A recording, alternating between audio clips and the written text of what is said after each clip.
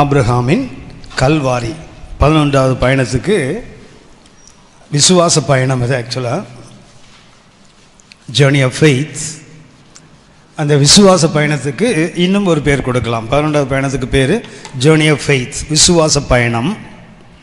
அதுக்கு இன்னும் ஒரு பேர் கொடுக்குறோம், அது ஆபிரகாமின் கல்வாரி.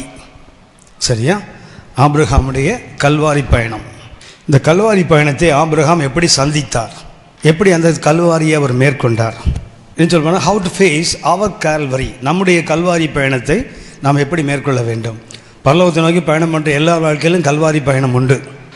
உங்களுக்கு ஞாபகம் இருக்குன்னு நினைக்கிறேன், நம்ம இல்லாமல் சிலுவை என்ன செய்யாது, முழுமை அடையாது. ஞாபகம் இருக்கா? மத்தேயு 27ஆம் அதிகாரம், மத்தேயு 27ஆம் அதிகாரம் 32ஆம் வசனம், 27:32 போகையில் ஆரம்பிக்க அந்த வசனம். இயேசு எங்கேருந்து போகிறார்? பிலாத்தோட வீட்டில் அரண்மனையிலிருந்து நியாய தீர்ப்பு கொடுக்கப்பட்டு இயேசு வருகிறார்.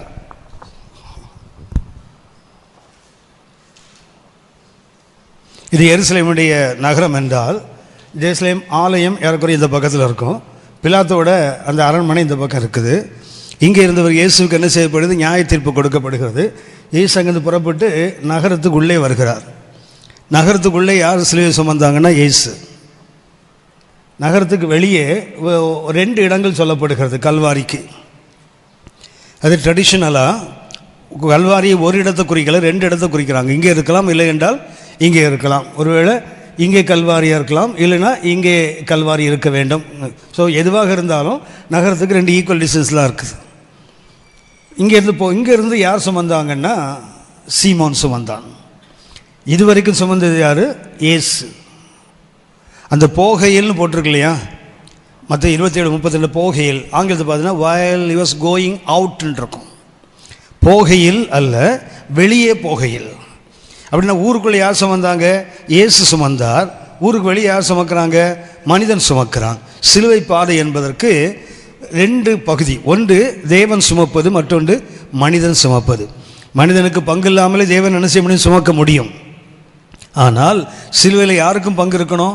மனிதனுக்கும் பங்களிப்பு இருக்க வேண்டும் என்பதற்காக நகரத்துக்குள்ள இயேசு, நகரத்துக்கு வெளியே மனிதன் சுமக்கிறான். போகையில் வாசிங்கம்மா 27ஆம் வசனம், 27ஆம் அதிகாரம் 32ஆம் வசனம். சிரேனே ஊரானாகிய சீமோன் என்னப்பட்ட ஒரு மனுஷனை அவர்கள் கண்டு அவருடைய சிலுவையை சுமக்கும்படி அவனை பலவந்தம் பண்ணினார்கள். அவன் என்ன பண்ணாங்க?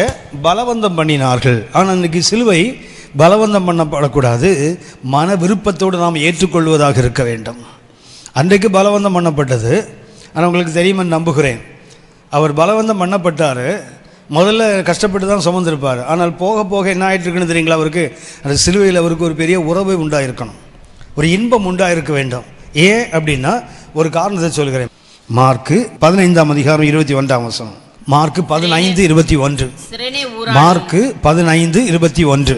சிரேனே ஊரானும் அலெக்சந்தருக்கும் ரூப்புக்கும் தகப்பனுமாகிய சீமோன் என்னப்பட்ட. மார்க்கு எழுதும்போது மத்தேயு என்ன எழுதினாரு? சீமோன் மாத்திரம் எழுதுவார். மார்க் என்ன எழுதுறாரு? அவங்க பையன் 2 பேர் பேரும் சேர்த்து எழுதுறாரு. அந்த சீமோனுக்கு யார் இருந்தாங்க? 2 பையனும் இருந்தாங்க எழுதுறாங்க. அந்த பையனுக்கு பேர் என்ன தெரியுங்களா? ஒன்று அலெக்சாண்டர், அடுத்தது ரூப். சரியா? ஏன் உங்களுக்கு தெரியும், மார்க்கு எழுதினாலும் அது பரிசுத்த பேதுருவின் நற்செய்தியாக இருக்க வேண்டும் என்பதுதான் பெரும்பாலான வேத பண்டிதர் கணிப்பு. ஏன்னா நேரடியாக இருந்து பார்த்த ஒரு அனுபவம் இந்த மார்க்கில் மாத்திரம் இருக்கும், மிக கிட்ட இருந்து பார்க்குற ஒரு அனுபவம்.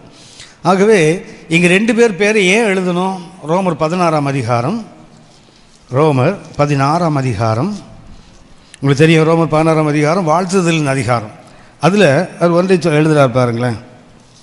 16ஆம் அதிகாரம் 13ஆம் வசனம். கர்த்தருக்குள் தெரிந்து கொள்ளப்பட்ட ரூபையும். கர்த்தருக்குள் தெரிந்து கொள்ளப்பட்ட எந்த ரூப்பு? சிரேனே ஊரானாகிய சீமோனுக்கு பையனில் 2 பேர், ஒருத்தனுக்கு பேர் அலெக்சாண்டர், ஒருத்தனுக்கு பேர் ரூஃபஸ். அந்த ரூஃபஸ் யாருன்னு சொன்னால் சீமோன், அந்த சிலுவையை சுமந்தான் தெரியுங்களா? சிரேனே ஊரான சீமோன், அவன் பையனுக்கு பேர் ரூஃபஸ். அந்த ரூஃபஸ் எங்கே இருக்கிறாரு? இங்கே வர்றாரு. 16ஆம் அதிகாரம் 13ஆம் வசனத்தில் யாரை வாழ்த்து சொல்கிறார்? கர்த்தருக்குள் தெரிந்து கொள்ளப்பட்ட ரூஃபையும் எனக்கு தாயாகிய அவனுடைய தாயையும். அதாவது சீமோனுடைய மனைவி இப்போ யாராக மாறிட்டாங்க? பவுலுக்கு அம்மாவாக மாறி இருக்காங்க. புரியுதா? புரியுதா? அப்படின்னா அந்த சிலுவையை ஒரு நாளைக்கு சீமோன் மேலே சிலுவை என்ன செய்யப்பட்டது? முதல்ல திணிக்கப்பட்டது. ஆனால் சிலுவையை சுமக்கும் போது அவன் உன்னை கற்றுக்கொண்டிருக்க வேண்டும். இது மிகப்பெரிய பாக்கியம்.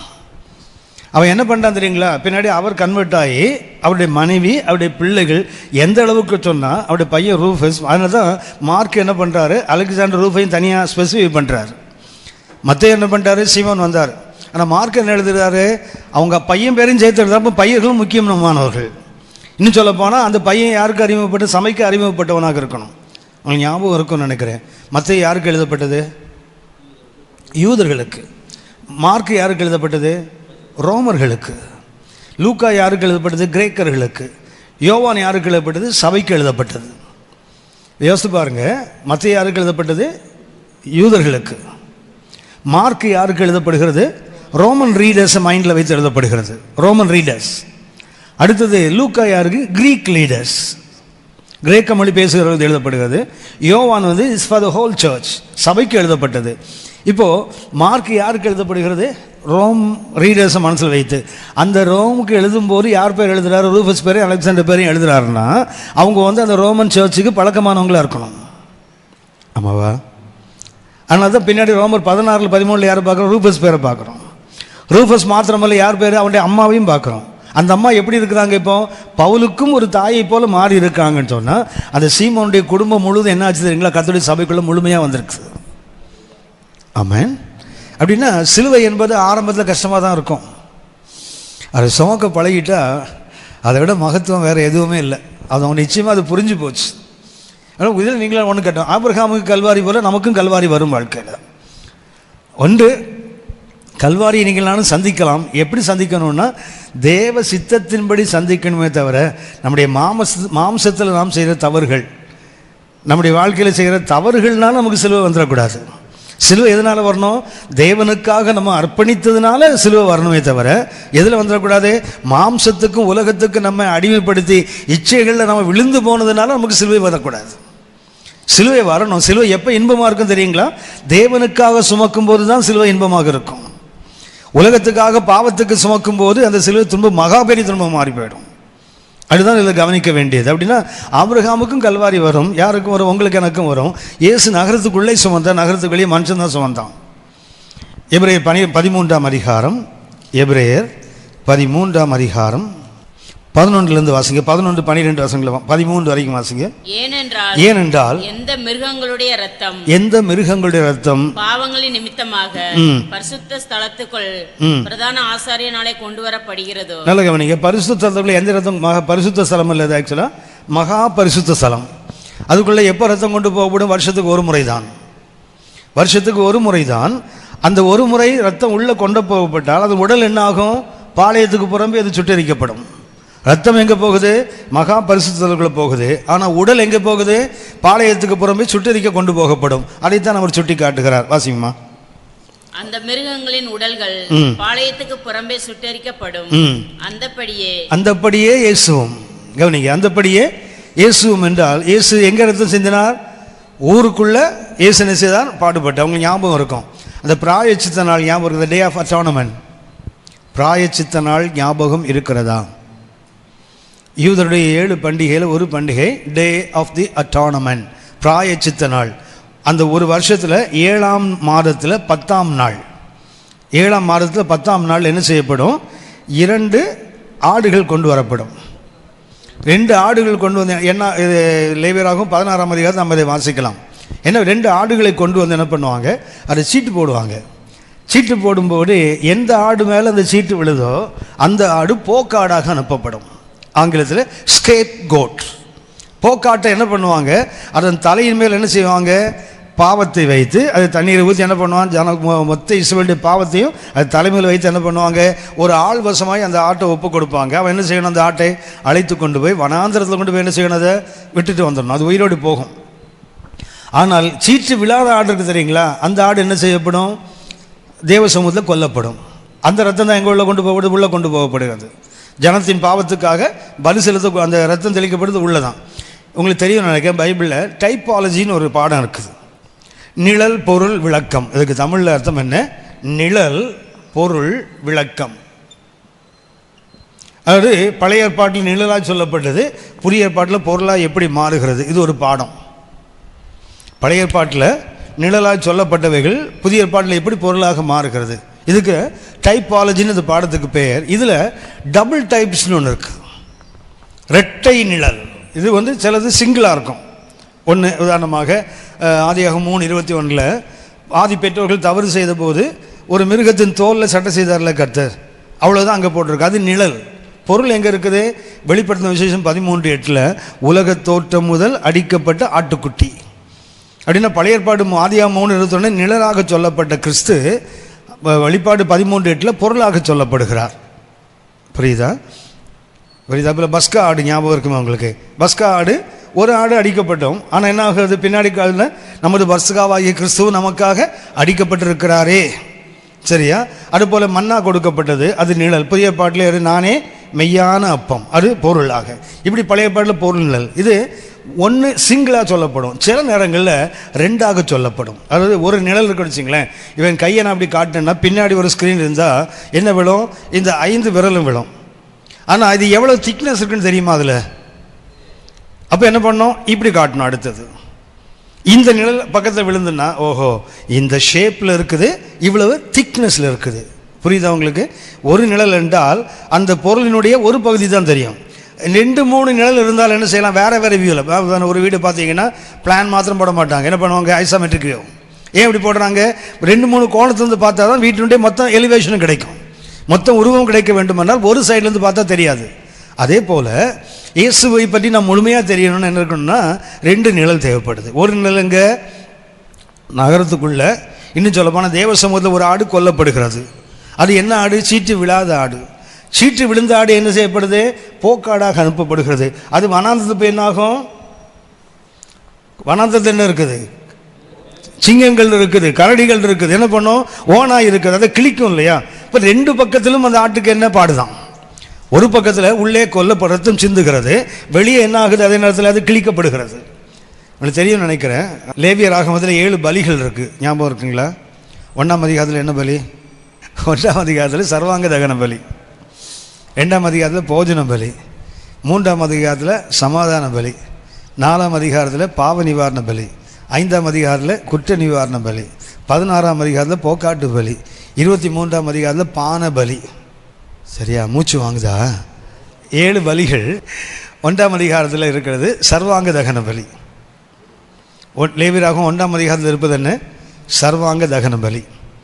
2ஆம் அதிகாரத்தில் இருப்பது 1ஆம் வசனத்தில் இருப்பார் போஜன பலின்னு இருக்கும் பாருங்களேன்.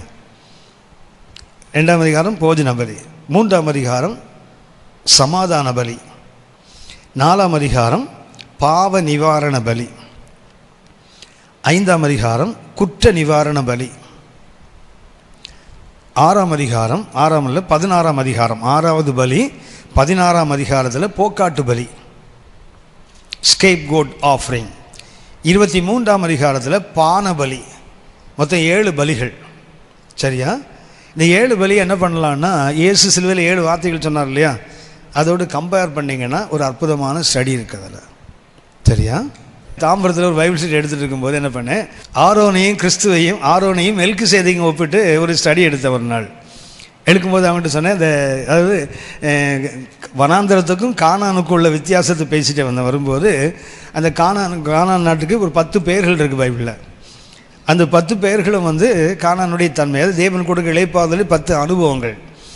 அது கொஞ்சம் வேகமாக சொல்லிட்டு போன உடனே அவங்க போர்டில் உள்ளதுக்கு எழுதி போட்டேன். எனக்கு அரையும் குறையமாக எழுதிட்டு என்ன பண்ணாங்க, பைபிள் ஸ்டடி முடிஞ்சு வரும்போது ஒரு தங்கச்சி வந்தாங்க.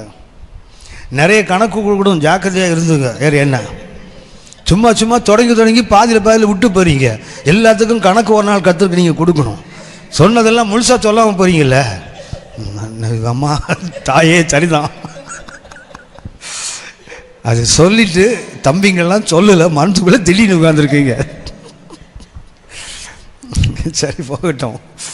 அந்த 7 வார்த்தைகள் இருக்கு இல்லையா, இயேசு சிலுவையில் சொன்னார் 7 வார்த்தை. உதாரணமாக இந்த போக்காட்டு பலி சொல்லிட்டு இருக்கிறேன்னு, ஒரு ஆடு என்ன செய்யப்பட்டது? உள்ளே கொல்லப்பட்டுச்சு, அதுக்கு பிரச்சனை இல்லை. வெளியே போன ஒரு ஆடு இருக்குது, அது அந்த விலங்குகளால் துரத்தப்படும் போது அது கதறும்ல. என்ன கதறும்? என் தேவனே ஏயா கைவிட்டீங்க, பேசாமல் என்னை உள்ளே கொண்டிருக்கலாம்ல, ஏன் வெளியே கொண்டு வந்து என்னை எந்த பாடுபடுத்துறீங்க? இயேசு சொன்ன பானபலின்னு சொன்னேன்லே 23ஆம் அதிகாரம், தாகமாக இருக்கிறேன், பேசுகிறான். பிதாவியவர்களுக்கு மன்னியும் பாவ நிவாரண பலி, பேசுகிறான். இன்று என்னோட கூட நீ வான்வீட்டில் இருப்பாய், அது என்ன? குற்ற நிவாரண பலி. தள்ளியே நின்னுகிறேன். பாவம் என்பது அறியாமல் செய்வது, குற்றம் என்பது அறிந்து செய்வது. 5ஆம் அதிகாரம் 1-2 வசனத்தை வாசிங்க. லேவியராகமம் 5ஆம் அதிகாரம் 1. பாவம் என்பது சின் ஆஃபரிங், குற்றம் என்பது ட்ரெஸ்பஸ் ஆஃபரிங், அத்துமீறி செய்வது. குற்றம் என்பதுக்கு ஆங்கிலத்தில் என்ன? ட்ரெஸ்பஸ் ஆஃபரிங். 4ஆம் அதிகாரத்தில் சின் ஆஃபரிங், பாவ நிவாரண பலி. 5ஆம் அதிகாரத்தில் ட்ரெஸ்பஸ் ஆஃபரிங். 5ஆம் அதிகாரம் 1-2 வசனத்தை வாசிங்க. சாட்சியாகிய ஒருவன் இடப்பட்ட ஆணையை கேட்டிருந்தோம் தான் கண்டதையும் அறிந்ததையும் தெரியாதிருந்து பாவம் செய்தால். அவன் எப்படிப்பட்டவன்? அவன் கேட்டிருக்கிறான், ஆனால் என்ன பண்ணுறான்? கேட்டதையும் அறிந்ததையும் மீறி என்ன பண்ணுறான்? அவன் பாவம் செய்கிறான். ஆனால் 4ஆம் அதிகாரம் 1-2 வசனத்தை வாசிங்க. 4ஆம் அதிகாரம் 1-2 வசனம். இன்னும் கர்த்தர் மோசேயை நோக்கி, நீ இஸ்ரவேல் புத்திரரிடத்தில் சொல்ல வேண்டியது என்னவென்றால், ஒருவன் கர்த்தருடைய கட்டளைகளில் யாதொன்றை அறியாமையினால் மீறி. இது என்ன தெரியுங்களா? இது அறியாமையினால மீறுவது, அது அறிந்து மீறுவது. அறியாமல் மீறுவது பேரு பாவம், அறிந்து மீறுவதற்கு விபச்சாரம் பாவம் தானே? ஆமாவா? எந்த மொழி மொழிக்கிறீங்க? எங்களை போய் பாஸ்டர்ஸை போய் இந்த கேள்வி கேட்குறீங்களே, நாங்கள் என்ன சொல்லட்டும்? ரொம்ப ஆபத்தான இடம் நீங்களும் நான் இருக்கிற இடம், தெரியுங்களா? மிக மிக பொல்லாத இடம் நீங்களும் நான் இருக்கிற இடம். எந்த நிமிஷத்துலையும் எவ்வளோ பெரிய பரிசுத்தவானியும் பணத்தில் விழாதவன், நிலத்தில் விழாதவன், பொண்ணில் விழாதவன் பெண்ணில் விழுந்து போயிருக்கான். எவ்வளோ பெரிய தாவீது விழுந்தது பெண்ணில் தான். கோடி கோடியாக அவன் கொடுத்த கோல்டு எவ்வளோ தெரியுங்களா? ஆலயம் கட்டுறதுக்கு 3450 டன் கோல்டு. கிராமு இல்லைன்னா சவரன் இல்லை, கிலோ இல்லை, 3450 டன் கோல்டு, 34,500 டன் வெள்ளி. ஒரு அசோக் லேண்டில் ஒரு 200 லாரி ஏற்றலாம், அவ்வளோ கோல்டு. கூட ஒரு 200 லாரியில் என்ன செய்யலாம்? 2000 லாரியில் வெள்ளியை ஏற்றலாம். இரும்புக்கும் வெண்கலத்துக்கும் என்ன கிடையாது, அளவே இல்லைன்ட்டான். அவ்வளவு கொடுத்தவனுக்கு ஒரு பச்சை வாழ்கிட்ட தாக்கு பிடிக்க முடியல பாருங்க. ரொம்ப ஜாக்கிரதையாக இருக்கணும். ஏன் சொல்கிறேன்னா, இன்றைக்கி நாம் தெரியாமல் பாவம் செய்கிறேன்னு யாரும் சொல்ல முடியாது. எபிரேயர் 10ஆம் அதிகாரம் 26ஆம் வசனம் வாசிங்க. ஒருவன் சத்தியத்தை அறிந்தும் அவன் பாவம் செய்தா தெரியாமல் செய்தேன்னு சொல்ல முடியாது. நீங்கள் நானும் சொல்ல முடியாது. இன்றைக்கி காலை நான் வாசிட்டு இருந்தேன், நீதிமொழிகள் 29-30 பக்கம் வாசிட்டு இருந்தேன். அதில் போட்டிருக்குது, வேசி என்ன செய்வாளாம்? தவறு செய்துட்டு வாயை துடைப்பாளாம். அப்படியா? வாயை துடைச்சிட்டா தெரியாதான்? பைத்தியக்காரா, மேலே ஒருத்த பார்த்துட்டு இருக்கிறாரு, நீ எதை துடைச்சா தெரியாது அவருக்கு. வாயை துடைச்சிட்டா அவன் வேசித்தனம் மறைஞ்சு போயிடுமா? மேலேருந்து ஒருத்த பார்த்துட்டே இருக்கிறாரு, அவர்கிட்ட எதை மறைக்க முடியும்? வாயை துடைச்சா முடியுமா? கண்ணை துடைச்சா முடியுமா? கையை துடைச்சா முடியுமா? அப்படியான நமக்கு எனக்கு துணிகரம். வாசிங்க, எபிரேயர் 10:26 வாசிங்க. சத்தியத்தை அறியும் அறிவை அடைந்த பின், சத்தியத்தை அறிகிற அறிவை அடைந்த பின் நாம் மனப்பூர்வமாய் பாவம். அப்புறம் எப்படி தான் செய்யணும்? மனப்பூர்வமாய் தான் பாவம் செய்யறோம். சத்தியத்தை தெரிந்த பிறகு நான் தெரியாமல் பண்ணிட்டேன்னு சொன்னால் அது பொய். நமக்கு நாம் என்ன பண்ணுறோம்? நித்திய நரகத்துக்கு நேராக நம்ம தள்ளிக்கிட்டே போகிறோம்னு அர்த்தம். மிக ஜாக்கிரதை. சரி, போகட்டும். இங்கே வந்து டைப்பாலஜிக்கு வரும். இயேசு நகரத்துக்குள்ளே பாடுபட்டது என்ன? தேவ சமூகத்திலே வெட்டப்பட்டு ரத்தம் சிந்தப்பட்டதிலே அந்த ஆடு. வெளியே என்ன செய்யுது? பாடுபடுது இல்லையா? அதைத்தான் அவர் சொல்லுகிறார். இப்போ வாசிங்க 11ஆம் வசனம், எபிரேயர் 13:11. எபிரேயர் 13:11. ஏனென்றால் எந்த மிருகங்களுடைய ரத்தம் பாவங்களின் நிமித்தமாக பரிசுத்த ஸ்தலத்துக்குள் பிரதான ஆசாரியனாலே கொண்டு வரப்படுகிறதோ, அந்த மிருகங்களின் உடல்கள் பாளையத்துக்கு புறம்பே சுட்டெரிக்கப்படும். அந்தபடியே அதை போலவே உள்ளேயும் பாடுகள் வெளியேயும் சுட்டரிக்கப்படுகின்ற அனுபவம். அந்தபடியே இயேசுவும் தம்முடைய சொந்த ரத்தத்தினாலே ஜனத்தை பரிசுத்தம் செய்யும்படியாக நகரவாசலுக்கு புறம்பே பாடுபட்டார். ஆகையால் நாம் அவருடைய நிந்தையை சுமந்து, நாம் என்ன செய்யணும்? அவர் நிந்தையை சுமந்து பாளையத்துக்கு புறம்பே அவரிடத்திற்கு புறப்பட்டு போக கடவோம். இயேசுக்கு 2 பக்கமும் பாடுகள். நமக்கு எங்க தான் பாடு? உள்ள இல்ல பாடு, வெளியே பாடு. அப்படியே சிலுவை என்பது இயேசு மாத்திரமல்ல, அதில் யாருக்கும் பங்கு இருக்குது? உங்களுக்கு எனக்கும் பங்கு இருக்குது. எப்படி ஆபிரகாமுக்கு அந்த கல்வாரி வந்ததோ அதே போல் யாருக்கு வரும்? உங்களுக்கு எனக்கும் வரும். ஆபிரகாமுக்கு அந்த கல்வாரி வந்தபோது ஆபிரகாம் அதை எப்படி ஃபேஸ் பண்ணார்? விசுவாசிகளை தந்து அழைக்கப்பட்ட ஆபிரகாம் எப்படி சந்தித்தாரோ அதே வழியை பின்பற்றினால் நீங்களும் நானும் கூட நம்ம வாழ்க்கை வரை கல்வாரியை சந்திக்க முடியும். எப்படிப்பட்ட கல்வாரியாக இருந்தாலும் சரிதான், நம்மளால் மீண்டு வெளியே வர முடியும். ஒன்றை சொல்லுகிறேன், 1ஆம் வசனம் வாசிங்க. 22:1 ஆதியாகமம் 22:1. இந்த காரியங்கள் நடந்த பின்பு தேவன் ஆபிரகாமை சோதித்தார். எப்படி எனில் அவர் அவனை நோக்கி ஆபிரகாமே என்றார். ஆபிரகாமே என்றார். அவன் இதோ அடியேன் என்றான். முதல்ல ஆபிரகாமுக்கு என்ன இருக்குது? கேட்கக்கூடிய ஒரு காது இருக்குது. சிலுவையை மேற்கொள்ள வேண்டுமானால் முதல் என்ன தெரியுங்களா? தேவ சத்தத்தை கேட்கிற காது வேணும். காது வேணும்னா என்ன வேண்டும்? காது வேணும்னா என்ன வேண்டும்? மனம் வேண்டும், கேட்கிற மனம் வேண்டும். சகரியா 7:12. சகரியா 7ஆம் அதிகாரம் 12ஆம் வசனம். வேதத்தையும் சேனைகளின் கர்த்தர் தம்முடைய ஆவியின் மூலமாய் முந்தின தீர்க்கதரிசிகளை கொண்டு சொல்லி அனுப்பின வார்த்தைகளையும் கேளாதபடிக்கு தங்கள் இருதயத்தை வைரமாக்கினார்கள். என்ன பண்றாங்க? கேட்காம போதுன காரணம் காது இல்லைங்கிறது இல்ல, மனம் இல்லை. கேட்கறதுக்கு என்ன வேண்டும்? மனம். இன்னைக்கு என்ன முதல்ல அந்த சிலுவையை சந்திப்பதற்கு முதல் தன்மை என்னவென்றால், கர்த்தர் ஆபிரகாமேன்னு கூப்பிடுறாரு. உடனே ஆபிரகாம் என்ன ஆகுது? உடனே காதுக்கு எஸ் லார்ட். இது எப்போ? ஆபிரகாம் கூலாக இருக்கிறார். சாதாரணமாக இருக்கும்போது கர்த்தர் ஆபிரகாமேன்னு கூப்பிட்டா ஆமான்னாரு.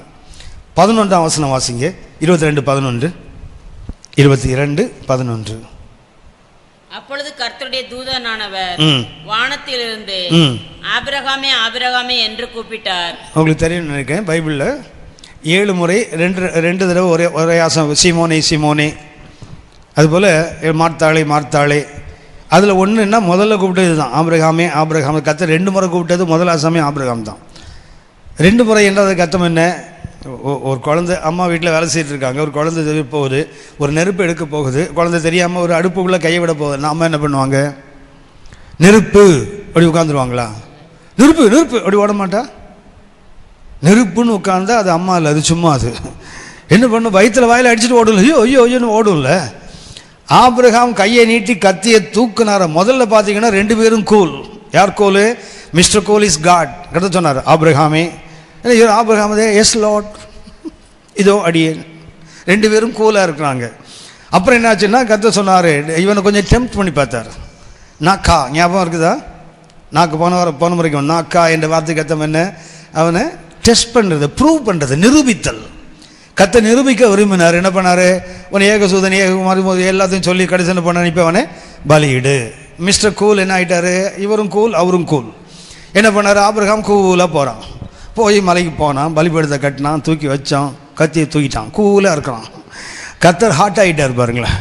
ஆபிரகாமே ஆபிரகாமே பயந்தார். என்ன இந்த பாவி வெட்டிடுவான் போல இருக்குது உழுந்த அப்படின்னா, நம்ம கூலாக இருந்தால் பரலோகத்தை நம்மளால் ஹீட் ஆகிட முடியும். பைத்தலாட் நம்ம எங்கே ஹீட்டால் கொதிக்கிறோம், அது எங்கே பரலோகத்தை ஹீட் ஆக போகிறோம்? அது கூலாகவே இருக்கும். அது நாம் கூலாக இருந்தால் பரலோகம் ஹீட் ஆகும் தானா? ஆபிரகாமே ஆபிரகாமே அவன் கூலாக சொல்கிறான் பாருங்களேன், இதோ அடியேன் எஸ் சார், அவ்வளவுதான். அவன் 2 முறை சொல்ல பாருங்களேன், எஸ் சார், கத்தி கையில் இருக்குது, தூக்கிட்டான் வெட்டுறதுக்கு. ஸோ அப்போ கூட ஆபிரகாம் என்ன தான் இருக்கிறான்? கூலாக இருக்கிறான். அதாவது நாமளாக இருக்கும்போதும் அவன் சத்தம், தேவ சத்தம் கேட்குது. அவனுடைய வாழ்க்கையில் இழக்கக்கூடாத ஒன்றை இழக்க போகிறான். அப்போ கூட அவன் காது எப்படி தெரியுங்களா? தேவ சத்தத்துக்கு அவன் காது போய் டியூன் பண்ணியிருக்கு பாருங்களேன். அந்த டியூனிங்கில் கொஞ்சம் கூட மாற்றம் இல்லை. சிலுவையை நீங்கள் நானும் கடந்து போகணும். முதல்ல என்ன? கேட்கின்ற காது அவசியம். அது எந்த சூழ்நிலை இருந்தாலும் சரிதான், தேவனுக்கு நமக்கு நடுவில் அந்த கான்டாக்ட் மாதம் ஒருபோது விட்டு விடக்கூடாது. அவர் எந்த சூழ்நிலை பேசினாலும் சரிதான், நான் எந்த நிலையில் இருந்தாலும் சரிதான், எஸ் லார்ட். ஆபிரகாம் மாறவே இல்லை, கத்தை தான் மாறிட்டார், பயந்துட்டார், வெட்டிடுவான் இவன்.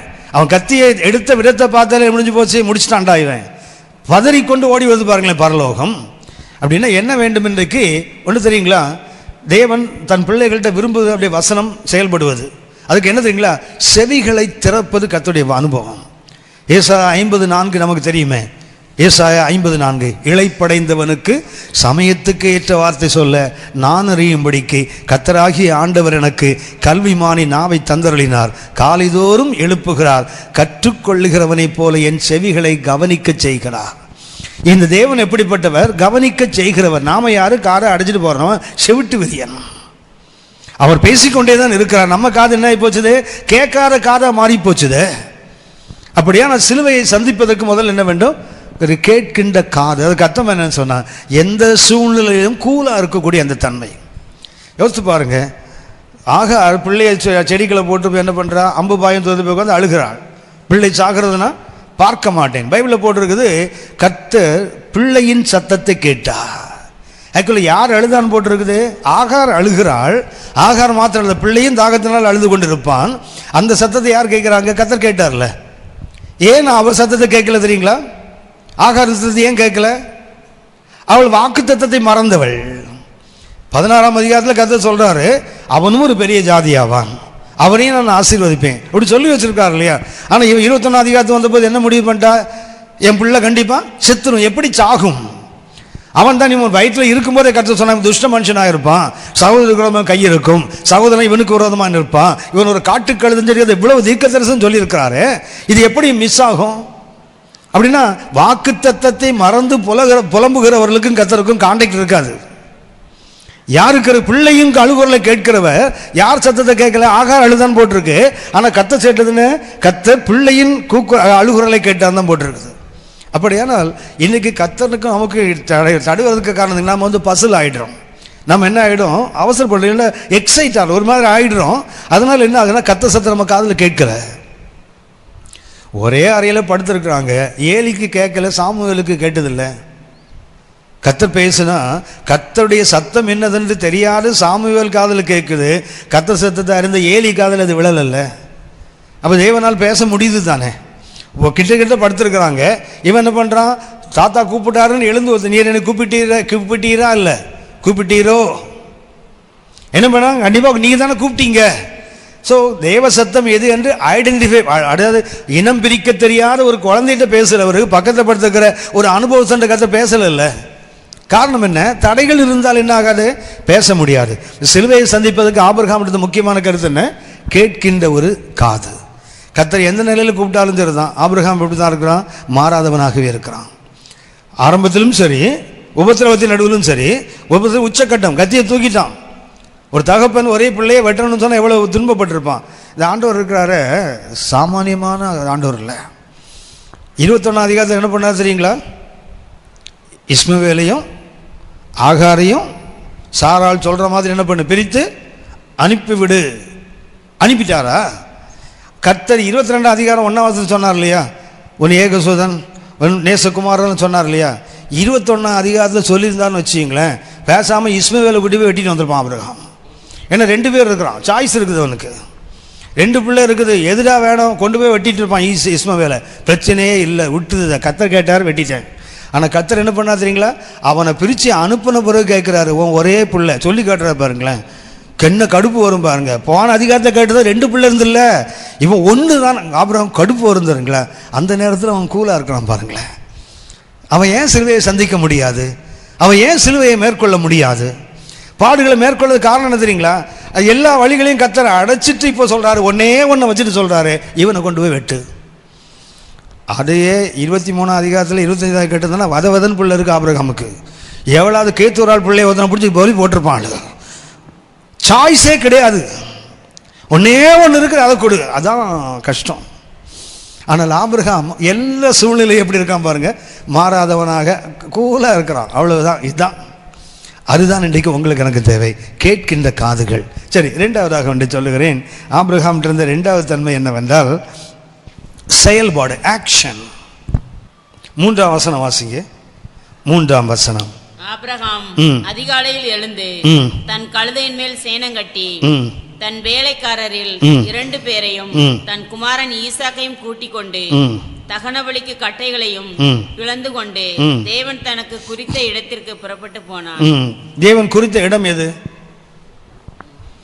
மோரியா.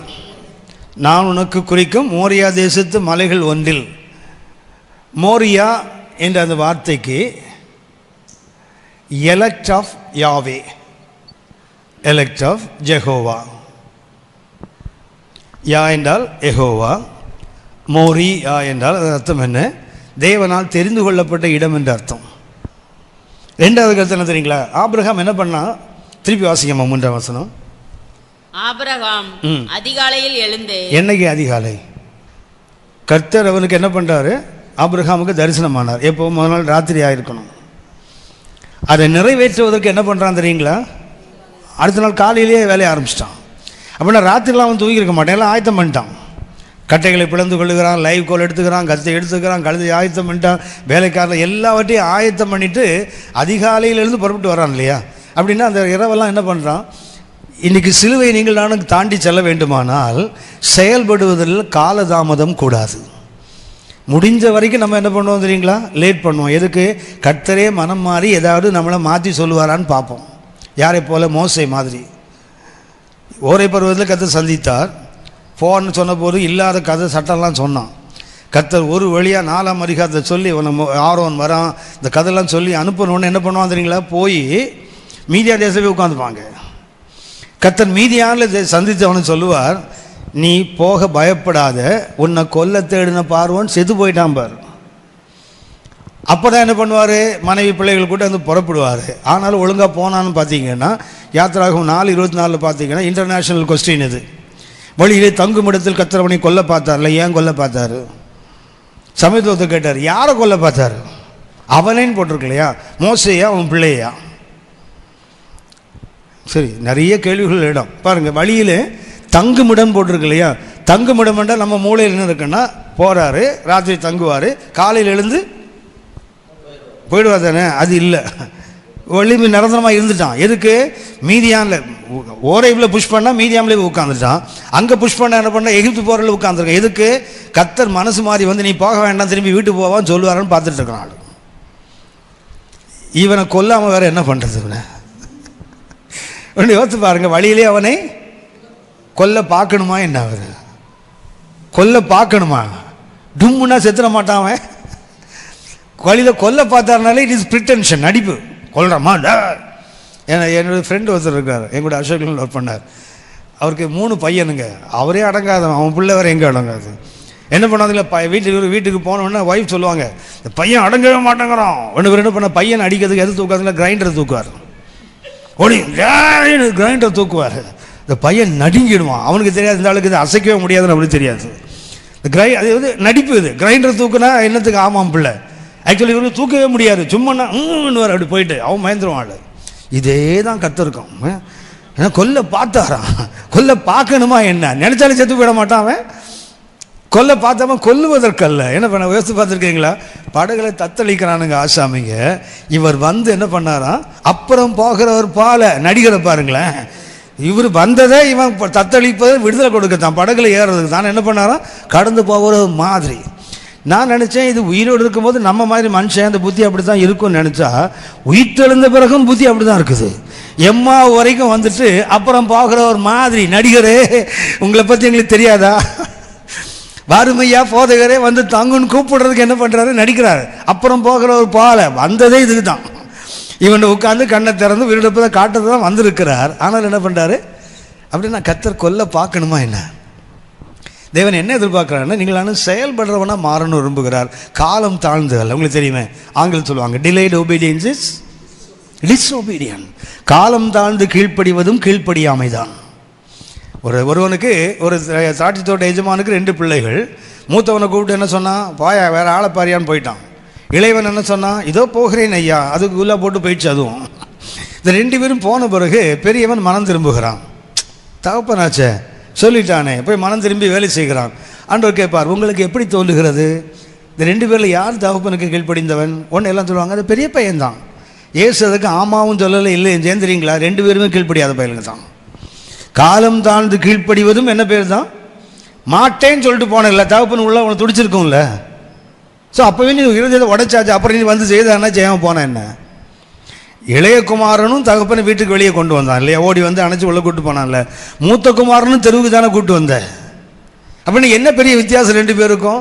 அவன் தூரத்தில் போய் கேடு உண்டாக்குறான், நீ வீட்டு வாசல்லே கேட்ட உண்டாக்குற. 2 தானே வித்தியாசம். வேறு என்ன வித்தியாசம்? அப்படின்னா செயல்படுவதில் காலதாமதம் இருந்தால் அதுவும் கீழ்ப்படியாமை தான். யோசிச்சு பாருங்க. பாராக்கில் கர்த்தர் பேசி விடுவார், நீ மனிதர்களை தெரிந்து கொண்டு நீ யாபீனுக்கு விரோதமாக யுத்தத்துக்கு போ. இவர் பேசாமல் வீட்டில் உட்காந்துருப்பார். கர்த்தர் தெபொராள்கிட்ட போய் பேசுகிறார். தெபொராளே, நான் அவன்கிட்ட சொல்லியிருக்கிறேன், அவனை போக சொல்லு. தெபொராள் போய் சொல்கிறாங்க, பாராக்கே கர்த்தர் உன்னோட சொன்னது இல்லையா? ஆமாம் சொன்னார். இப்போ என்ன? நீங்கள் வந்தீங்கன்னா நானும் போகிறேன். அப்போ கர்த்தர் வந்தால் போக மாட்டான். யார் வந்தால் போவானா? நம்மளால் சொல்லி, சிஸ்டர் நீங்கள் வாங்க சிஸ்டர், நான் போய் பேயை வெட்ட போகிறேன். அது பேயை ஒன்றை பிடிச்சிடும், ஜாக்கிரதையாக இருக்குது. இந்த சிஸ்டர்லாம் கூப்பிட்டு பேயை வெட்ட போட்டாலும் கொஞ்சம் ஜாக்கிரதையாக இருக்கணும். ஏன்னா கூட வர்ற பேய் அங்கே இருக்க பேயை விட பொல்லாத பேயாக இருக்கும். நம்ம சிஸ்டர்லாம் தங்கம் ஒன்று, இவங்களாம் நினைக்காதீங்க.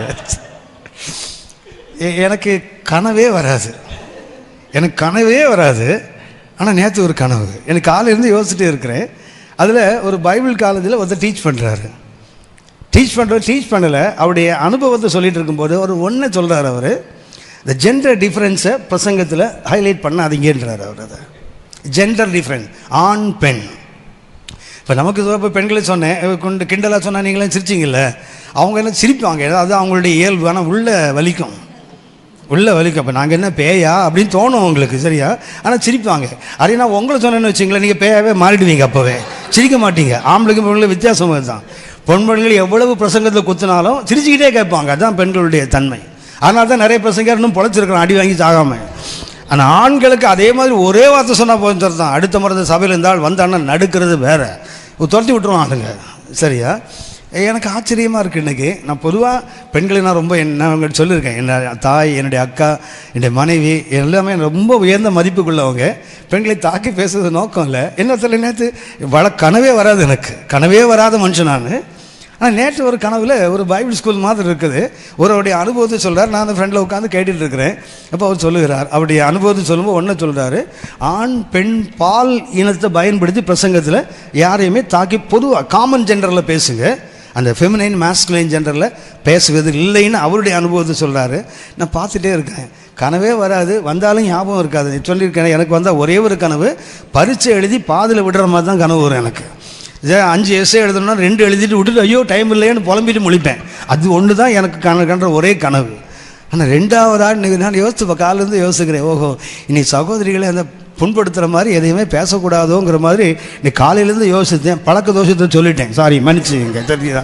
இனி நான் சொல்ல மாட்டேன். நான் யோசித்தேன், காலையிலேருந்து யோசிச்சுட்டே இருக்கிறேன். இந்த ஜெண்டர் டிஃப்ரென்ஸ் ஏன்னா சபைகள் இன்றைக்கி என்னங்களா, பெண்கள் ஆண்களுக்கு ஈக்குவல் அல்லதுக்கு மேலே வந்துட்டாங்க. எனக்கு பெண்களை தாக்கி பேசும்போது அவங்களுக்கு என்ன ஆகுதுன்னா, உடனே அவங்களுக்கு அந்த ஃபெமினைன் அந்த வருது. இவன் யார்? ஆணாதிக்கம் உள்ளவன், இவன் ஆண்களை சப்போர்ட் பண்ணுறவன், இவன் இந்த எண்ணங்கள் தோன்றுகிறது. என்கிட்ட ஒரு சகோதரி அடிக்கடி ஃபோன் பண்ண, நல்ல எழுத்தாளர், அவங்க ஃபோன் பண்ணி அடிக்கடி பைபிள் சம்பந்தமாக டிஸ்கஸ் பண்ணுவாங்க.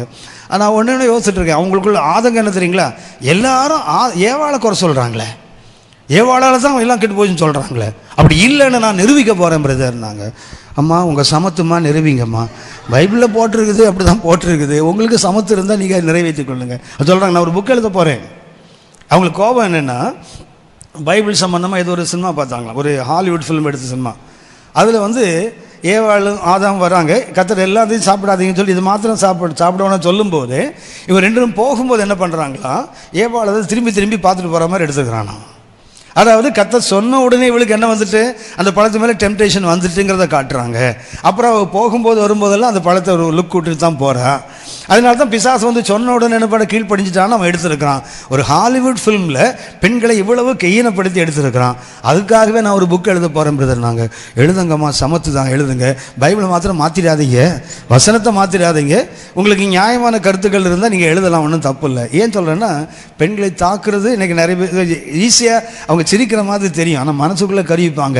பெருசு உன்னை பார்த்துக்கிற ஒரு கையை சும்மா எங்களை தாக்கியா பேசிகிட்டு இருக்கிற அப்படி தோணும். சரியா? இன்னும் நான் பேசுறது இல்லை. சரி, நான் 2வது சொல்கிறேன். அந்த செயல்பாடு இருக்குது பார்த்தீங்கன்னா, காலதாமதம் எந்த விதத்திலும் கூடாது. இதை சொல்லும்போது வேறு வழியில் உங்களுக்கு சொல்லித்தான் ஆகணும். லோத்தின் மனைவியை சொல்லாமல் நான் வேறு என்ன பண்ண முடியும்? சரியா? என்ன பண்ணுறான், லோத்து தாமதித்து கொண்டே இருக்கிறான். கிழக்கு வெளுத்து வருகிறது, லோத்து தாமதித்து கொண்டே இருக்கிறான்.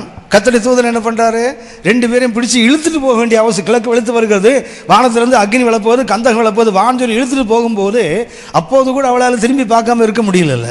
இப்போ என்ன பண்ண, இன்னும் டிலே பண்ணுறாங்க. திரும்பி ஓட்டத்தில் ஓடும்போது என்ன பண்ணுறான், சமபூமியில் எங்கும் நில்லாதே, திரும்பி பாராதே, மலைகளுக்கு ஓடிப்போன்னு சொல்லும்போது என்ன பண்ண முடியல, அவங்களால ஓடி போக முடியலை. திரும்பி பார்க்குறாங்க, அந்த ஓட்டம் தடை. 2வது என்ன பண்ணுறாங்க, திரும்பி பாராதுன்னு சொன்னதை மாறி திரும்பி பார்க்குறாங்களே. என்ன ஆகுன்னு சொன்னால், உடனடியாக செயல்படாவிட்டால், உங்களுக்கு தெரியும் தானே, எங்கள் பாட்டி சொல்லுவாங்க, ஆரண கஞ்சி பழங்கஞ்சி, அவ்வளோதான். ஒன்று தெரியுங்களா, ஒரு காரியம் நினைவில் வந்த உடனே, ஒரு காரியம் செய்யணும்னு நினச்ச உடனே நீங்கள் செய்தால்தான் அது செய்ய முடியும். அப்புறம் போட்டால் don't put off till tomorrow what you can do today.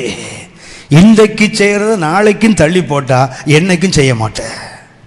அதுதானே நம்முடைய அனுபவம். யோசித்து பாருங்க, எத்தனை காரியங்கள் செய்யணும்னு நினச்சிட்டு அப்புறமா செய்யலாம்னு நினச்சி, எனக்கு தெரிஞ்சு ஆவிக்குள்ள வரதோட ஒரு கெட்ட வார்த்தை அப்புறம்.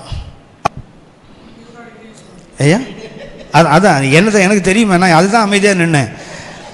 நான் அதுக்கு தான் அமைதியாக நின்னேன். அது அப்புறம் என்கிட்ட இருக்க கெட்ட வார்த்தை தான்.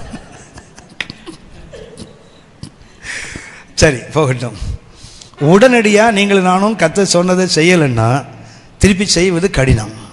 ஏன்னா அதுக்குள்ளே வேறு வேறு பொறுப்பு வந்துடும், வேறு வேறு வேலைகள் வந்துடும், கான்சன்ட்ரேஷன் திரும்பி போயிடும். ஆபிரகாம் என்ன பண்ணாங்க, இரவு கர்த்தர் பேசுகிறார், அப்போவே என்ன பண்ணிட்டு இருக்கணும், அவர் ஆயத்தமாக ஆரம்பிச்சிருக்கணும். அதிகாலையில் என்ன பண்ணுறாரு, இருட்டோடு எழுந்து புறப்பட்டார்ல.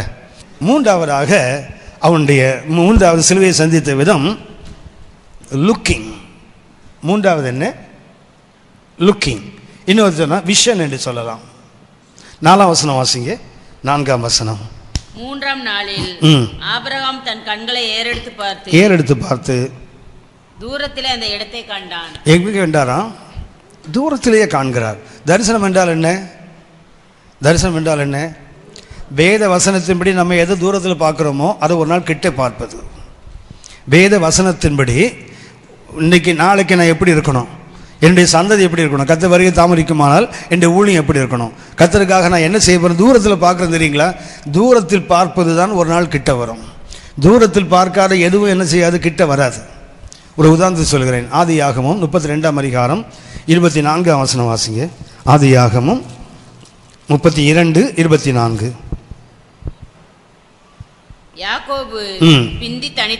யாக்கோபு பிந்தி தனித்திருந்தான். அப்பொழுது ஒரு புருஷன். வந்தது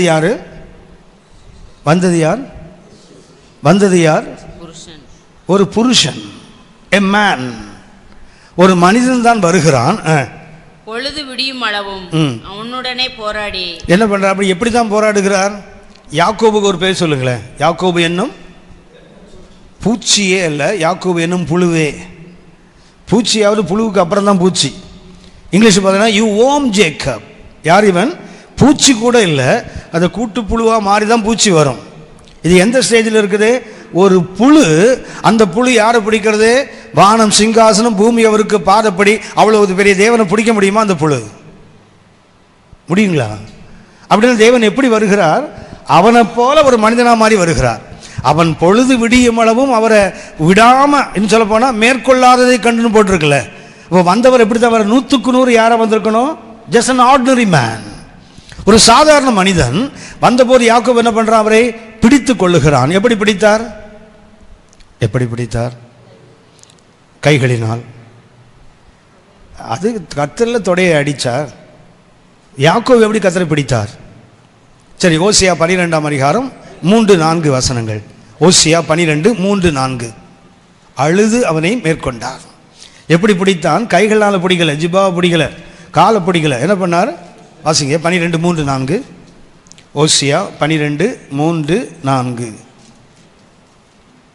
ஓசியா 12:3. அவன் தாயின் கற்பத்திலே தன் சகோதரனுடைய குதிகாலை பிடித்தான். தன் பலத்தினால் தேவனோடே போராடினான். அவன் தூதன் ஆனவரோடே போராடி மேற்கொண்டான். அழுது அவரை நோக்கி கெஞ்சினான். எப்படி பிடித்தான், எப்படி போராடினான், எப்படி மேற்கொண்டார். ஜஸ்ட் டியர்ஸ், கண்ணீரினால் தான் கர்த்தரை அவனால் பிடிக்க முடியும். அப்படியானால் அவன் தூரத்தில் ஒரு நாள் பார்த்துருக்கிறான். இன்னைக்கு எங்கே வந்துட்டார் கர்த்தர், கிட்ட வந்திருக்கார். கிட்ட வந்தவர் எப்படி வந்தார், மனித வடிவத்தில் தான் வந்திருக்கிறார். ஆனால் இவனுக்கு தெரியும், இவர் தான் என்னை ஆசீர்வதிக்கிறவர், இவர் தான் என்னுடைய தேவன். எப்படியா அவனுக்கு தெரியும், அதுவா ஆதியாகமம் 28ஆம் அதிகாரத்தில் 20 வருஷத்துக்கு முன்னாடி 11ஆம் வசனத்திலிருந்து வாசிங்க. 28:11 வாசிங்க. 13ஆம் வசனம் வாசிங்களேன். 28:13. அதற்கு மேலாக கர்த்தர் நின்று, நான் உன் தகப்பனாகிய ஆபிரகாமின் தேவனும். 20 ஆண்டுகளுக்கு முன்னாடி ஏசாவுக்கு பயந்து யாக்கோபு பெயர்செபாவிலிருந்து ஓடி போகிறான் இல்லையா, 16ஆமுக்கு ஓடி போகிறானே. ஓடி போகும்போது லூஸ் அந்த இடத்தில் தங்கி விட்டான். அந்த அவனுக்கு ஒரு தரிசனம் காட்டப்படுகிறது. அந்த ராத் தரிசனத்தில் என்ன பண்ணுறான், ஒரு ஏணி வைக்கப்பட்டிருக்கிறது. ஏணியின் மறுமுனையில் யார் நிற்கிறாங்க, தேவன் நிற்கிறார்.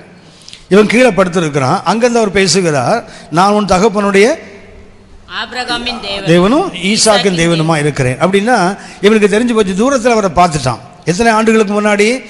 20 ஆண்டுகளுக்கு முன்னாடி. இப்போ 20 வருஷத்துக்கு பிறகு அவரே வராரு. வரும்போது இவன் அவரை எளிதாக பிடிச்சிக்கிறான் இல்லை. காரணம் என்ன தெரியுங்களா? அவரை தூரத்தில் பார்த்தான். இப்போ எங்கே பார்க்குறான்? கிட்ட பார்க்குறான். எப்படி அவன் வந்து அவரை கொண்டு பயப்படலை, எப்படி அவரை பிடித்து கொண்டான்னு தெரியுங்களா? காரணம் என்ன? அதான் நான் தூரத்தில் பார்த்துருக்கிறேனே, அவர் தான் எனக்கு ப்ராமிஸ் பண்ணியிருக்கிறாரு, அவர் எனக்கு வாக்குத்தத்தம் செய்திருக்கிறாரு. ஆகவே கிட்ட வரும்போது நான் என்ன பண்ணுவேன்? அவரை பிடித்து கொள்வேன். அதான் சொன்னேன், தரிசனம். ஆபிரகாம் எங்கே பார்க்கிறார்? மோரியா மலையில் போன பிறகு பார்க்கல, 3 நாள் பயணம் செய்து தூரத்தில் அதை கண்டான்னு போட்டு தெரியுங்களா? தூரத்தில் நீங்களும் நானும் எதை காண்கிறோமோ அதை கண்டிப்பாக ஒரு நாள் கிட்ட பார்ப்போம். அது இன்றைக்கு நீங்களும் நாளைக்கு என்னவா இருக்க போறீங்க? ஊழியம் என்ன இருக்க போகுது? உன்னுடைய சபை எப்படி இருக்க போகுது? உன்னுடைய குடும்பம் எப்படி இருக்க? உன் பிள்ளைகள் எப்படி ஊழியத்தில் வரப்போறாங்க? கர்த்தருக்கு எப்படி மகிமையாக வாழ போறாங்க? இது இன்னைக்கு இங்கே பார்க்கக்கூடாது, தூரத்தில் பார்க்கணும். தூரத்தில் பார்ப்பதை கண்டிப்பாக ஏற்ற வழியில் கிட்ட நம்ம பார்ப்போம். அதுக்கு பேர் தான் அந்த லுக்கிங். சிலுவையை எப்படி மேற்கொள்ள வேண்டும்? கிட்ட பார்ப்பதல்ல. நம்ம இன்னைக்கு பார்வை கண்களுக்கு தெரிவதில்லை, மாற என்ன பண்ணோம்? இந்த சிந்தையினால் பார்க்கின்ற பார்வை. ஆபிரகாம் இப்படி பார்க்க தூரத்தில் கண்டான். கண்டு என்ன பண்ணா? அந்த இடத்தை அவன் தெரிந்து கொண்டான் இல்லையா? கர்த்தர் நான் உனக்கு குறிக்கிற மலைக்கு வான்னு சொன்னாரே தவிர இதுதான் மலை என்று கர்த்தர் சுட்டி காட்டல. அப்ப தேவன் சொன்னதை அவருக்கு என்ன செய்ய முடியுது? தூரத்திலே பார்க்க முடிகிறது. தூரத்தில் பார்க்க முடிந்த ஒரு நாள் என்ன பண்ணான்? கிட்ட பார்த்து விட்டான். அவனு 3வது என்ன வேண்டும்? Looking forward. தூரத்தில் பார்க்கின்ற ஒரு பார்வை. கிட்ட இருக்கிறத பார்த்து நாம் என்ன செய்யறோம் தெரியுங்களா? சோர்ந்து போயிடுறோம். கிட்ட இருக்கிறத பார்த்து நாம் இன்றைக்கு புலம்பிக் கொண்டிருக்கிறோம். எதை பார்க்கணும்? லாங்கில் பார்க்கணும், தூரத்தில் பார்க்கணும். நாளைக்கு என்ன ஆகும்? அடுத்து என் சந்ததி என்ன ஆகும்? கர்த்தர் வருகை தாமதிக்குமானால் கர்த்தருக்கு நான் எப்படியெல்லாம் மகிமையாக வாழ போகிறேன். அதை தூரத்தில் பார்த்தீங்கன்னா என்ன ஆகுது? ஒரு நாள் அது கிட்ட வந்துக்கிட்டே இருக்கும். தரிசனம் என்பதே வசனத்தின்படி நம்ம தூரத்தில் பார்ப்பதை கிட்ட அனுபவத்துக்கு பேர் தான் தரிசனம். 4வதாக ஆபிரகாம்கிட்ட இருந்தது டிக்ளரேஷன், அறிக்கையிடுதல். 5ஆம் வசனம் வாசிங்க. அப்பொழுது ஆபிரகாம் தன் வேலைக்காரரை நோக்கி நீங்கள் கழுதையை நிறுத்தி இங்கே காத்திருங்கள், நானும் பிள்ளையாண்டானும் அவ்விடம் மட்டும் போய் தொழுது கொண்டு உங்களிடத்திற்கு திரும்பி வருவோம் என்றான். ஆபிரகாமுக்கு தெரியும் திரும்பி 2 பேரும் வரப்போறதில்லை. ஆபிரகாமுக்கு என்ன தெரியும்? இவனை தான் பலி செலுத்த போறான். ஆனால் வேலைக்காரன் என்ன சொல்றான் தெரியுங்களா? தொழுது விட்டு திரும்ப வருவேன்ல வருவோம். அப்போ அவனுக்கு என்ன இருக்குது? அது டிக்ளரேஷன் ஆஃப் ஃபெய்த். விசுவாசத்தை எப்படி அறிக்கையிட்டார் பாருங்களேன். என்ன சொல்கிறாரு? நான் உங்கள் திரும்பி வருவான். அதை நீ பிள்ளையை கொல்ல போறிய, அது அப்புறம் பார்த்துக்கலாம். இப்போ அவருக்கு என்ன? கர்த்தர் பிள்ளையை கொல்ல சொல்லியிருக்காரு, பிள்ளையை அழைத்து கொண்டு போகிறான். ஆனால் அவன் என்ன டிக்ளேர் பண்ணுறான்? என்ன அறிக்கை எடுக்கிறான்? நானும் பிள்ளையாண்டான திரும்பி என்ன செய்வோம்? வருவோம் என்று அவனுக்கு ஒரு பெரிய நம்பிக்கை இருக்குது. கர்த்தர் என் பிள்ளை என்ன செய்ய மாட்டார்? கொல்ல மாட்டார். அப்படியே கொண்டு விட்டால் என்ன ஆகும்? ஒரு வேளை கர்த்தர் வராமல் இருந்திருந்தால் என்ன இருக்கும்? ஆபிரகாம் வெட்டியிருப்பார், அவனை கொளுத்தியிருப்பார். அங்கே என்ன இருந்திருக்கும்? சாம்பல். அந்த சாம்பல்லேருந்து என்ன செய்ய முடியும்? கர்த்தருக்கு ஒரு ஈசாக்கை கொண்டு வர முடியும். எபிரேயர் 11:17 19 வரைக்கும் வாசிங்க. எபிரேயர் 11:17 முதல் 19 வரை. எபிரேயர் 11:17 முதல் 19 வரை. மேலும் விசுவாசத்தினாலே ஆபிரகாம் தான் சோதிக்கப்பட்ட போது ஈசாக்கை பலியாக ஒப்பு கொடுத்தான். ஈசாக்கின் இடத்தில் உன் சந்ததி விளங்கும் என்று அவனோட சொல்லப்பட்டிருந்ததே. இப்படிப்பட்ட வாக்குத்தத்தங்களை பெற்றவன் மரித்தோரிலிருந்து எழுப்ப தேவன் வல்லவராய் இருக்கிறார் என்று எண்ணி தமக்கு ஒரே பேரானவனையே பலியாக ஒப்பு கொடுத்தான். அது ஒரு ஆங்கில மொழியாக எப்படி சொல்லுது? என்ன நினைச்சாராம்?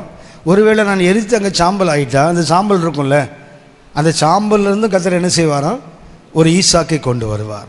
பின்னாடி யோவான் ஸ்நானம் சொல்லுவான் தெரியுங்களா? இந்த கல்லுகளிலிருந்தும் ஆபிரகாமுக்கு பிள்ளைகளை உண்டாக்க வல்லவர். ஆனால் ஆபிரகாமுக்கு நம்பிக்கை என்ன தெரியுங்களா? சாம்பல் இருந்து கூட ஒரு மொழியாக்க அப்படி சொல்லுது, my god is able to take Isaac even from ashes. அந்த மரித்தோரிலிருந்து போட்டிருக்கு இல்லையா?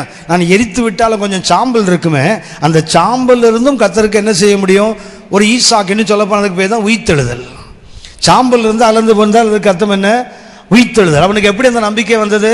செத்துப்போன ஒரு ஆபிரகாமின் சரீரம், செத்துப்போன ஒரு சாராளின் கர்ப்பம், 2 டெட் பாடியிலிருந்து கர்த்தர் எதை கொண்டு வந்தார்? ஒரு ஈசாக்கு கொண்டு வந்தார்ல. அப்படின்னு என்ன நடக்க முடியும்? செத்துப்போன ஒரு சரீரத்தை கர்த்தர் உயிர்ப்பித்திருக்கணும், செத்துப்போன ஒரு கர்ப்பத்தை கர்த்தர் உயிர்ப்பித்திருக்கணும். 2 பேருக்கும் உயிர்த்தெழுதலை கொடுத்து தானே ஒரு ஈசாக்கை கொண்டு வந்தார். இப்போ ஈசாக்கை எரிச்சிட்டா அந்த உயிர்த்தெழுதலை கர்த்தர் ஏன் இவனுக்கு கொடுக்க மாட்டாரு? அந்த உயிர்த்தெழுதலை அவன் அனுபவித்ததுனால அவனுக்கு என்ன முடியுது? He can declare. சாம்பல் இருந்தால் கூட அந்த சாம்பலிலிருந்தும் கர்த்தர் என்ன செய்வார்? ஒரு மகத்துவமான ஒரு ஈசாக்க தேவனுக்கு திரும்ப கொண்டு வர முடியும். ஏன்னா வாக்குத்தத்தத்தில் உண்மை உள்ள ஆண்டவர் அதை செய்வார். அப்படின்னா அந்த ஃபெய்த் டிக்ளரேஷன். ஐந்தாவதாக அவன்கிட்ட இருந்தது செப்பரேஷன். 6ஆம் வசனம் வாசிங்க. 6ஆம் வசனம். ஆபிரகாம் தகனபலிக்கு கட்டைகளை எடுத்து தன் குமாரனாகிய ஈசாக்கின் மேல் வைத்து தன் கையிலே நெருப்பையும் கத்தியையும் எடுத்துக்கொண்டான். இருவரும் கூடி போனார்கள். என்ன ஆச்சுன்னா, யார்கிட்ட பிரிகிறான்? இதுவரைக்கும் வந்து 2 வேலைக்காட்டிலிருந்து பிரிகிறான். ஆனால் ஈசாக்கோடு ஐக்கியத்தை உறுதிப்படுத்திக் கொள்ளுகிறான். 2 பேரும் அப்பா அம்மாவும் சேர்ந்து போகிறாங்க. என்ன பண்ணால் ஒரு குறிப்பிட்ட எல்லை வரைக்கும் அழைத்து கொண்டு வந்து விட்டு வேலைக்காரன் என்ன பண்ணுறாங்க? வேலைக்காரனையும் கூப்பிட்டு போயிருக்கிறான்ல. அப்போ நாங்கள் என்ன வருது தெரியுங்களா? செப்பரேஷன். ஆனால் அதோட என்ன இருக்குது? ஃபெலோஷிப்பும் இருக்குது. பிரிக்கப்பட வேண்டிய ஆசாமிங்களை பிரிக்க வேண்டும். நம்ம எல்லாருக்கும் தெரியும், கற்பனைகளை கொடுக்கும்போது என்ன பண்ணுவா தெரியுங்களா? மூப்பர்களை ஒரு எல்லையில் நிற்க சொல்லுவார். அடுத்தது ஜாஷுவா ஒரு எல்லையில் நிற்க சொல்லுவார். மோசே தான் என்ன செய்ய முடியும்?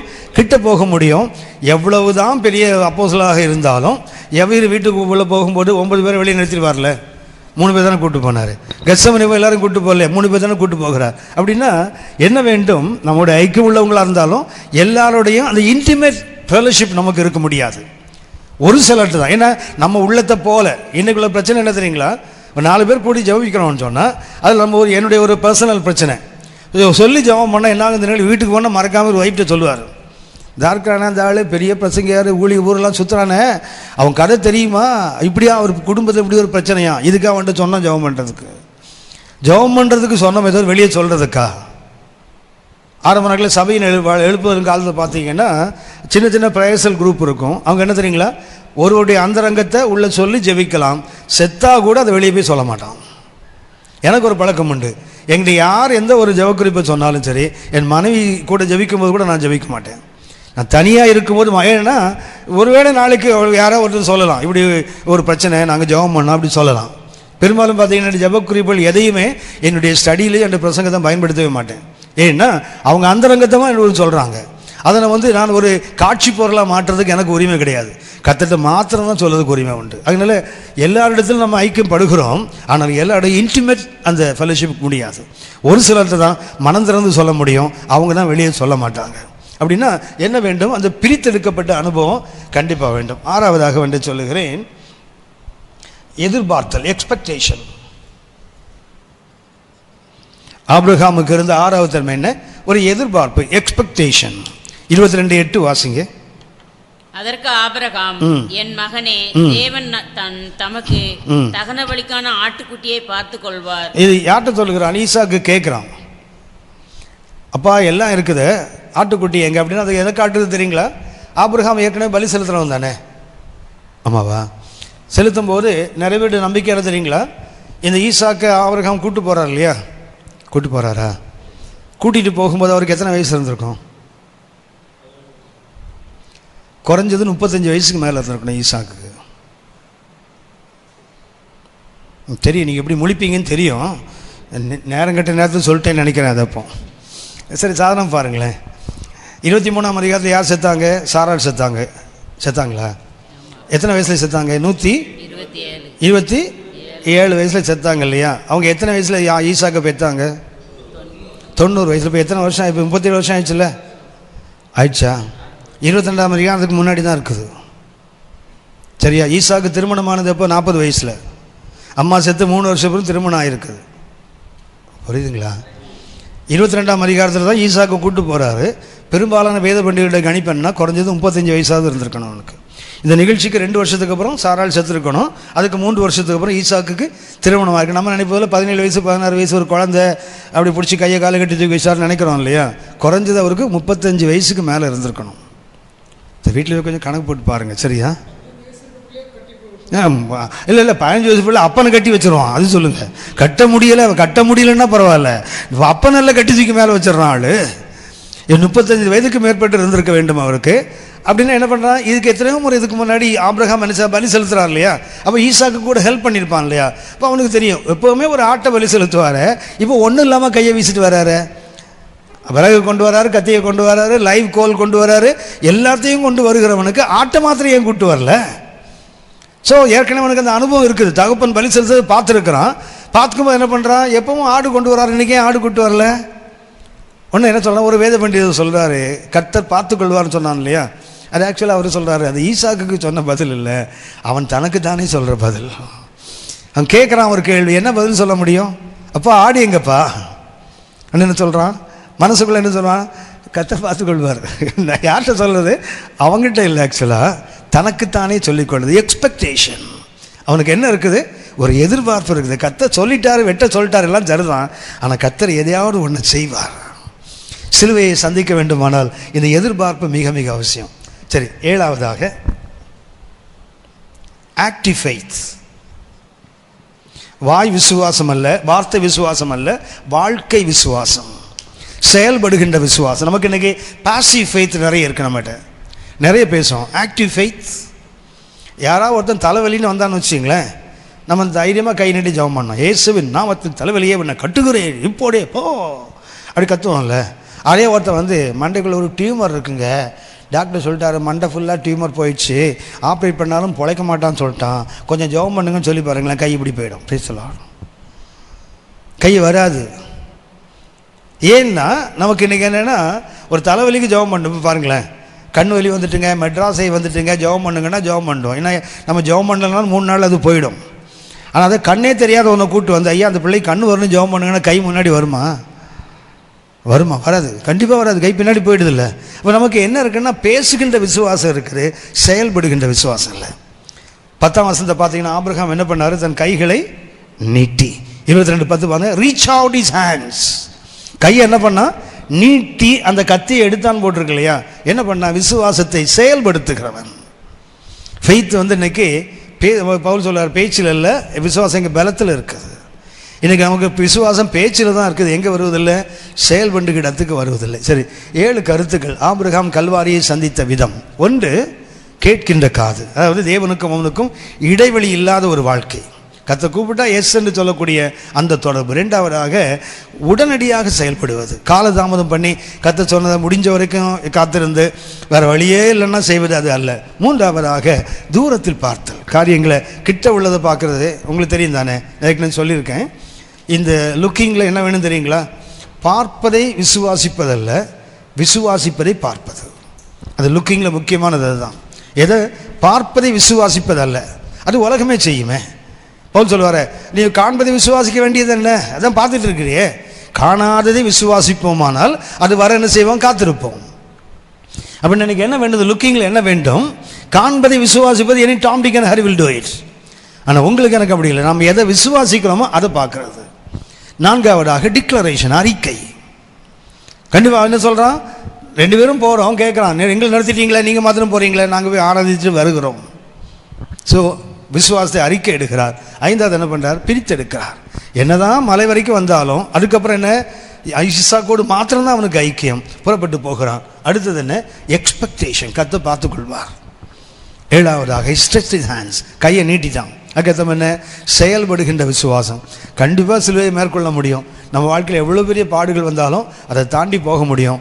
இந்த தன்மைகள் நமக்கு இருக்கக்கூடுமானால் ஜெபம் பண்ணலாமா, கத்தை நோக்கி பார்ப்போம், ஜெபிப்போம்.